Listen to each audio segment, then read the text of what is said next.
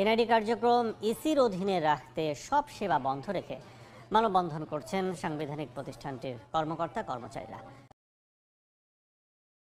99% বিশুদ্ধতা আছে এবং টিআইবি রিপোর্টেও আপনারা দেখবেন যে এনআইডির দুর্নীতির হার অনেক কম সরকারের অন্যান্য সংস্থার থেকে। এই জন্য আমরা চাচ্ছি এনআইডির সার্ভিস, সেবা, ডাটাবেস সবগুলোই যেন নির্বাচন কমিশনের হাতে, এবং এটাই হিসেবে নির্বাচন কমিশনের হাতেই জাতীয় পরিচয়পত্র এটা ডাটাবেজের বিশুদ্ধতা এবং নিরাপত্তা সুরক্ষিত, এটাই নির্বাচন কমিশন মনে করে। এবং আমাদের সাধারণ পিপল যারা কমন পিপলদেরও পারসেপশনটা এটাই।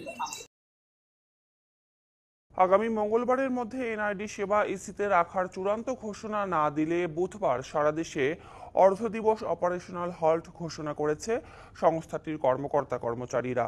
দাবি আদায় না হলে ওই দিন সকাল 9টা থেকে 12টা পর্যন্ত কর্মবিরতি পালন করবেন তারা।